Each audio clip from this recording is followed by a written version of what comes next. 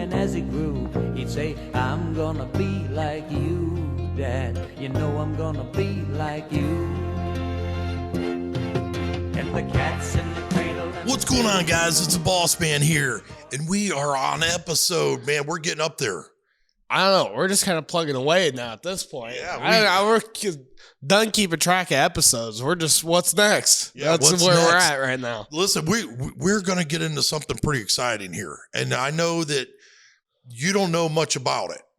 What are we getting into? We are tonight? going to talk in this episode about leases, lease options, and straight options, and lease options with the right to sublease it. So we're talking about all kinds of stuff today, really. We're talking all about leases. And all this about is leases. Yes, this is something that a lot of you guys can get into. Again, with very little money or no money to get into real estate. Well, I'm going to be honest. I don't know anything really about this. I didn't really learn it at the seminar. Haven't read any kind of books about it. We've never done a deal with it, so I've never been able to visualize it. It'll be interesting. We talked about, of course, go way back to when we started, mindset. Now we're going over how you found the deal. Now we're talking about, now that you've identified this is your deal, this is the tools you can use. Any deal you have, any lead on your table, you run it through these tools that we're teaching, and it's which one of these could I use to make the most money? And we're talking about, get the deed, wraparound mortgages, fix and flip, wholesale. Now we're talking about lease with the option to buy it, a straight lease, straight options. Have we talked about wraparounds yet? I don't think we little bit. In the state of Ohio, a wraparound mortgage is the same thing as a land contract. Depending on what state you're from, that's so land contracts. I don't really think we might go into that. Yeah, we'll go into that some more detail. I don't know if we've done an episode for that yet. We've done so many episodes at this point, we can't even remember what else we got to go over. Some of the other cool stuff is still like some of the guys that have been watching this, and we've been getting feedback on. Like so far today, I've got 2 calls off of you guys that's been watching this, and they found deals. I'm kind of helping them coach it through it. And actually, I might team up with a guy, and I haven't even told you yet. It's a deal in Columbus. It's a smoking deal. This house is worth $550,000. The guy got a divorce, and the house looks good, and the wife still lives there, and they have a kid. And what I say, what do we need to do? What business are we in? We're in the win-win business. Wait, yeah, what's the term that you had for it? We are in the problem solving. Yes, we are in the problem solving business with win-win solutions. And this guy had a problem. Number one, he got a divorce. He's not living there. His wife's living there, and his son, I believe, is autistic, and he doesn't want to kick them out of the house right away. And he's got plenty of equity, and so we're putting together a win-win scenario, and we're this close. We are very, very I haven't even heard about that one yet, but I hear and big number, like 550,000. Well, it's worth 550,000, and I think that we got it under contract for 410,000. And we're going to use, somebody else's money to be able to buy it, and then we're going to allow them, his wife, his ex-wife, and his son to live in the house for the next 3 months. Until I believe the son's out of school. That was his big ordeal. And it's a win-win scenario. So we'll get it back right in summertime. It doesn't need much work. Not a whole lot. That's good. Go in there, clean it up, man. We're going to put that baby on the market for $550,000. Yeah, some of those higher end houses, profit margins get pretty big. So, this is just a deal, from... he went out there listening to the podcast, got fired up. Yeah, it's funny. You can almost say we're using the podcast as like a marketing tool. This is almost kind of turned it into a marketing tool for us. And I never thought that from the beginning, but it is kind of people are like, I think we joked about it, but like people, they're starting to reach out to us. We're helping out people. They're coming to us, maybe throwing us deals. Like it's kind of turned into some marketing. Yeah. But let's get into leasing. Okay. So a lease, A lease option. I mean, just what do you think a lease option is? And you don't know anything about it. Well, I don't really. So a lease is that's like it's basically like a renting agreement. Yeah, right? like, okay, That's a what a landlord lease is. tenant, you know plenty of those. Yeah. But when you put an option on it, okay, so a lease option is we go into the house and we lease the house and we have the right to buy it at a certain point, at a certain number. So say the house we're going to use just roundabout figure, say $200,000 a house. All right, so I'm going to lease your house for $1,200 a month because that's normally whatever their payment is, their underlying payment is what we're going to lease it for. And then we have the right to buy it at a certain amount with the right to sublease it. All right, so we're going to lease it with the option to buy it, and we have the right to sublease it. You getting it? You're looking. Okay. So this person, they own a $200,000 house, but they have a mortgage on it. But they own the house. They're paying their mortgage every month. Are these people? Are they living there, or they're not living there? Well, most of the time, they need to get out of their payment debt. A lot of times, sometimes they're behind. It's almost the same thing as like getting them to deed it over. But these people, for some reason, their attorneys told them not to do that or something. So this is another scenario to where they feel comfortable in that position. It's a weaker spot for us, but it's still a good spot because we have the right to buy it. And all these documents are put into an escrow agreement and held with the title company. So at any time, and I like to get the longest option period possible. So, So say for instance, we do a lease purchase. Okay. We get a $200,000 house. Okay. Our lease purchase will be whatever the loan balance is at the time of, we exercise our option, and we have the right to sublease it. So what we do is we advertise the house, rent to own. So we put somebody in there, on a rent to own basis, and they have a price to buy it from us.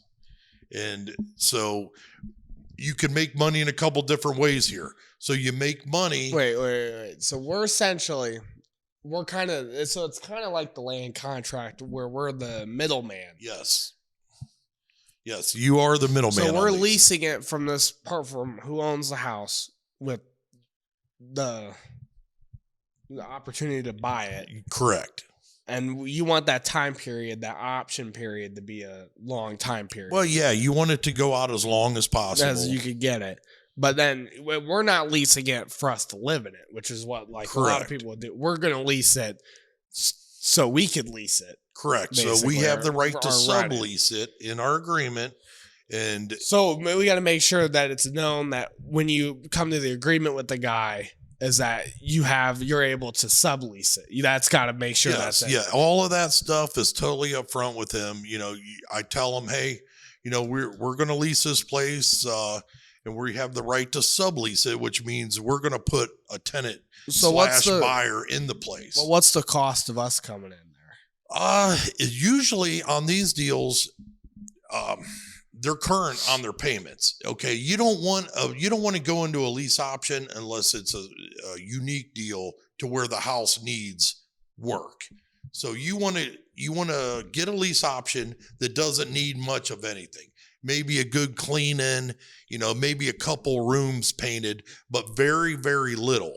So we want to say we put $100 down for our option to buy it. That's like our earnest money, saying that you're going to buy the house. But guess what? Our tenant buyer, who we option it to, guess how much you're going to put down? How much are they going to put down? Listen, a lot more than $100, So you kind of make that chunk of money there. Yes. So you make money up front, you make money monthly, and you make money on the end. On the end is when they are your tenant buyers. They buy the option. So what you do is you use their money to buy it. And it's called a sandwich lease. So you're in the middle, and it's a lot of realtors, a lot of they don't understand it quite. They don't really understand it, and but it's a great way to get into something. And I'd love to talk about some scenarios to this, because I've probably done more lease options than anything. Hey, we're going to interrupt the podcast real quick to tell you guys a little bit about our sponsors for this episode. Yep. First major sponsor, Bill Denholm. Yeah. Listen, Bill's been with us for a long time, and you've actually known Bill a long time. I've known Bill since I was little. He's got me like lizards and stuff. Yeah, before. I remember that. But Bill, listen, he has done so many deals for us. He finds the deals. He helps me with the rehab of the deals. I mean, I'm telling you, Bill is a cheat code when it comes to real estate realtors. That's it. Yeah, he's a realtor. He's our guy when it comes to buying and selling homes. All right, let's get to our next one. Mr. Steve Williams with Relentless Pest Control. Listen, if you need some bugs dead. Listen, how many times Yeah, you better put Steve on your speed dial, because when you walk into that house and you know it's a good deal, you're going to be calling them. The fleas are hopping on you. Yeah. You're going to want them dead. If you're not calling Steve, you're probably paying too much for that house. Yep, I'm just letting you know. Yep. As Steve, he is killing all these damn bugs, and your contractors are really going to appreciate you. Let's get to the next guy. That's Rob the mortgage guy. Rob the mortgage guy. If you need, let's say, if you're just living in the house, you need a free refinance. Yeah. He's the guy. If you're looking for that loan for your fix and flip deal, he's the guy. I've known Rob for so many years, and Rob has so much experience in the mortgage business. Yeah, and he's got a loan for everything. He does. He is great for advice. He is extremely knowledgeable about mortgages. He is probably the guy that makes life easy, to get a loan. Yeah. And listen, if you are sick of hearing, hey, when do we get a clear to close? When do we get a clear to close? Yeah, you call them up. You will get the clear to close. Well, I'm going to try and think about our example that we had. Someone has a $200,000 house. They're paying their mortgage or whatever. They're up on their payments. The house doesn't need much work. We go to them. Well, because going through our leads, they reached out to us. The last one I did, he had to move for his job situation very quick. He's like, man, I got to go, man. I got to go. They have their problem that we need. Yeah, that's their problem. They had to leave extremely quick, and they didn't have time to, do nothing. So they come to us. Yes. So I went in, and he didn't want to have two payments, going on, because I forgot what state he was being transferred to. But I took over. I fixed his problem with his payment debt, and any kind of maintenance to the house is my responsibility, unless it's something that you could claim on the insurance, like a windstorm or something. But so then you come in, you kind of fix that problem for him, take over the basically you're taking over his payment and stuff. But with that subleasing in there, when you throw that in there, then you get someone that actually is living in the house then, correct? Yes, you get somebody. You get someone else, basically another person that then is living in there, and then he is paying, or they are paying you the payment, which then you could use to pay. Yeah, say for instance, our payment to our guy is $1,500. For a $200,000 house, somebody's going to expect in this market probably $1,900. So our tenant/buyer is going to pay us $1,900. So right away you make $400 monthly. And we've talked about a lot of different strategies, a lot of different numbers on here. You might think these numbers are low, but what has to be known with these numbers is this is your cash flow. Yeah. And cash flow is we'll talk about bang, $50,000 deal, flipping a house. So that takes months to do for a lot of people. Yeah, months. I'm telling you, these lease options, guys. But you stack up lease options, wraps, rentals, stuff like that. And then you're getting, let's say your cash flow is $5,000 a month. Yeah. That's the actual money you're living off of in your day-to-day life, not that chunk of money that you got once every few months from your fix and flip. So that's why the cash flow is really important. I understand that. And I'm kind of understanding this because this is very similar to the land contracts, which the wraps. Yeah, it is. It's a different scenario. More like attorneys understand. Yeah, this. more attorneys so understand this. Buyers, it's easier to explain to buyers. Yeah, and to sellers. Yeah. And like we talked about before, how attorneys ruin deals, or like people not knowing that kind of ruins the deals. This stuff more people know and understand. So I could see why this would be a good tool to have. You could say, hey, what I want to do, what I could do for you is I could lease your house, give me the right to buy it, and I will take care of your underlying payment, which cures them. I also have the right to sublease it to somebody else. And you don't necessarily have to sublease it and allow them to buy it. If they give you a long enough lease purchase, you may want to rent it for 5 years and then turn around and sell it, depending on the area. All the deals are different, the scenarios. So after the time that goes by so you have your person that you're paying every month because you're getting the payment. So you're making that little bit of money off of the third party. So then after, let's say, a few years of you paying the dude who owns it, they get like bought out basically. How does that work? Yeah. So when your tenant/buyer is ready to buy, okay, you could do, it's called like a simultaneous close. So they actually buy it from you, and at the same time, like we're talking about the title companies. Yeah. The title company. Yeah, the title company has to know. The banks need it's got to be totally out there to everybody. That this is a sandwich lease. We are leasing this property, with an option, and have the right to sublease it. Here's our price, and it's pretty unique how it works, because your end buyer, our person that we're leasing it to with the right to buy it, we're using their money to pay our guy. And then we get to keep what's in the middle. I'm telling you guys, it is one of the best ways to get into real estate with very little money. Yeah, I mean, you are getting, like, your real cost is whatever your marketing cost is for them to be able to reach out to you, really, because you probably aren't going out and finding these. That'd be kind of harder to find. But really, your cost is going out and then being able to come out to you, basically find you.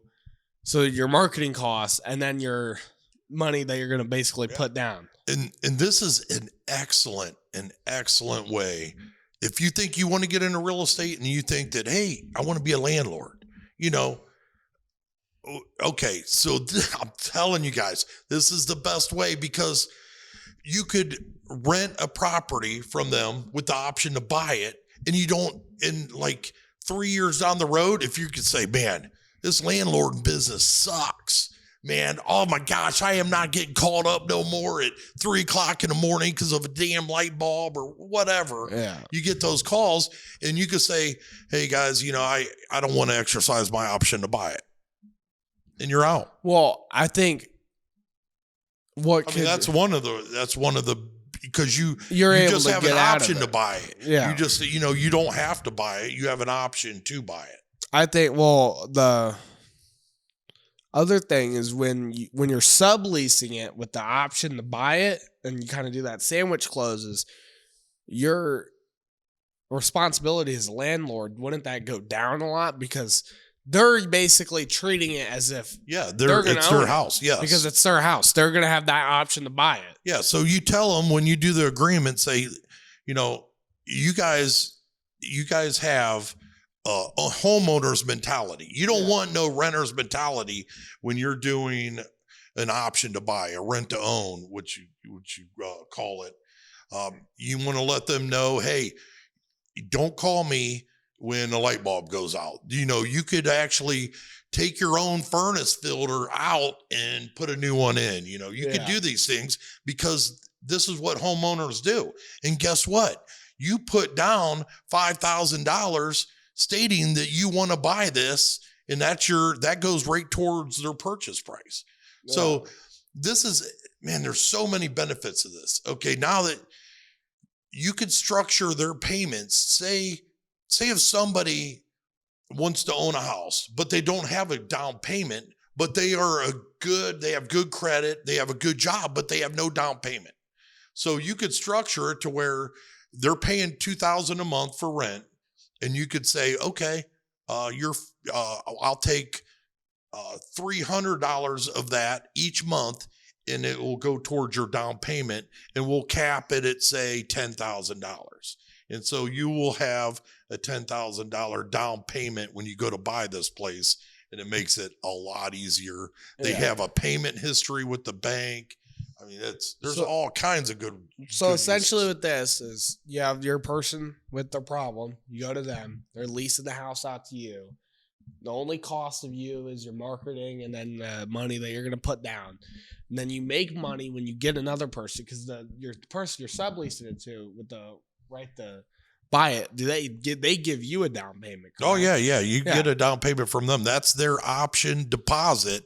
And if they don't exercise their option, they lose that deposit. They don't get that back. Yeah. So, but right in their agreement. Well, right there, you make a big chunk of money. Then you make that cash flow, even if it's kind of minimal, because most of it's going to get paid to the other dude. You get that cash flow every month, and then at the very end, you get another chunk again. So you're getting a lot of money there in the grand scheme of things over the time. But the most important part is that it's a way to get cash flow. Yeah, cash flow, and a payment at the end and a payment up front. I mean, the lease options are great. I love them, man. You want to go through some of your? I mean, in Colorado, I used to love these lease options in the mountains. I did. I'll do one. I'll go over one of them that I did. These people, if something was going on, I think it was a divorce deal, but their house was nice and they kept it nice. And I did a lease option with them. And let's see, it wasn't a huge deal. It was, fairly good. I think they were making like a little bit of money, like 10 grand once I cashed out. I was making some money a month. But what happened is I subleased it and a golf course went in, like right there. That property went up in value. This is after I subleased it. So the people that I was leasing it to instantly got like $80,000 equity. I'm like, oh my gosh. So guess what? The people I was leasing it from is like, no, your price has to go up now, and I'm like, but everything was in writing and it all went through. So actually those people ended up selling it and they made the most amount of money. I think I made like $7 grand on that deal, and they made 10, but the people that, they're making like 80. Yeah. The end guy, he made the majority of the cash on that deal. That's a unique deal. That's a really unique deal. Yeah, and a lot of that, goes in. A lot of that is probably like, that's luck based too. Yeah, that was definitely luck unless based. they know that there's a golf course going in there. Yeah, and that happened actually out in Colorado also when the new airport, the Denver International Airport, they decided to move it from, I think it was called Fitzsimmons back then, to way out. You've flown in there multiple times. So I actually I just had a straight rental property over there. I was renting it, and it was right by the airport. I mean, the airport went around to the neighborhood and they like paid to have all these windows put in, the soundproof windows. But these houses, as soon as that airport stopped and went, that house jumped up $60,000 immediately. Yeah. I was like, unbelievable. So that there was a big jump start. I remember I used my VA loan on that house when I bought it. And I did almost all the work myself in there. And that was a unique one. But that was like an opportunity too. It was a freak deal where, I didn't know that the airport was leaving. And as soon as it left, it went up a lot in value. That definitely a unique scenario with the. Yeah. So, I mean, these are, like I said, if you guys want to get into real estate, this lease options, I mean, these are the way to go with the sandwich leases. I mean, if you if you guys pulled up anything online, I'm sure there's a lot of stuff on there to really get in depth with these. But I mean, these really are the same really as wraps for the most part. They're pretty much pretty much the same. The paperwork's concept. pretty different. The concept's the same. The paperwork's different. Yeah, where you make money when you buy it, you make money when you rent it, and you make money when you sell it. There's 3 different ways to make money with these, with very little down, very little out of pocket. You don't have to do a huge fix up like we're doing right now. But usually, the payday is not as good, but they're easy. You could probably do 4 of these by the time you do one fix and flip. Yeah. I mean, right now to my knowledge, you're telling me about how all the deals that we've done recently are like dream deals, like dream wholesales is dream. Yeah, I don't know. The fix and flip we're doing right now, I mean, it's taken months, but like it's about to be one of the most home run deals you can really get. So it's just like, I mean, it's just how you make your money and cash flow. Once you have enough cash flow to where you could cover your costs every month, you don't need any more cash flow than that, because that's the money you're living on. All the other money you're making off real estate and whatever else you do, that's all bonus, basically. That's bonus, baby. And your cash flow. If your cash flow exceeds your outgo, you're out of the rat race. That's really what it's all about. I mean, the episode we just did wasn't really rat race, but that was a different kind of race, really. I don't know. I'm sure a lot of our listeners out there would love to get out of the rat race. So, this is a good way to do it. You go out there, identify a property, buy it on that lease purchase. You lease it with the right to buy it. You could sublease it. They buy it. And you make the money in the middle. You make money up front with their down payment. You make money monthly, and you make money at the end. Well, I can't really say it much better than that. I don't know. So we're going to keep teaching you the tools on the podcast. I feel like this one went pretty quick, though. Yeah, this is a pretty easy one, kind of easy concept. You got to get out there and actually do it. Yeah, that's a mindset thing. It's always good. That's all it always goes down to. And there's no risk really with the lease option. So you guys better be calling us up, texting us, whatever. Hey guys, I got a lease option and it took no money. Woo! All right. Yeah, and then that's basically, that's exactly what we said too. So we have a bunch more episodes coming up here. We could talk about all kinds of stuff. Like you said, we're going to get into. We have a few more strategies we're going to be going over. Then we're going to get maybe more into the corporation side of it, with stuff like that. Corporations. That's once you start getting definitely bigger on the bigger side. But the tools, corporation stuff, then maybe like some overview stuff, some summarization, and then I don't know, real estate. I mean, we might have some. Well, I think after we kind of do the main stuff we're doing, we'll probably have like real estate, like other real estate investors on here, or real estate agents, or maybe we'll have people that are related to the process come on here, and then we could talk. One of the big things, there's a law that didn't go into effect yet, but it's with the realtors. Okay, so this is going to be a huge game changer. Huge. It's shaking it up. And what did I tell you guys? Every time there's chaos, guess what? There's money to be made. There's money to be made. Every time there's chaos, there's money to be made. So, and there's chaos coming. These realtors, a lot of them are freaking out. They're like, I don't know what's going on. I don't know what's going on. Well, you got to sit back, look at it. Worst case scenario from what I see so far, we went from paying 6% commission to 3%. So, that's how I'm looking at it at the moment. What's the rule change? The rule change, they're not allowed, to tell you the truth, I don't even really know. It's all I know is lawyer term. It's going to be, right. It's going to be the selling agent and the buyer agent. You got to negotiate instead of just a straight 6%. Now it's going to be 3%.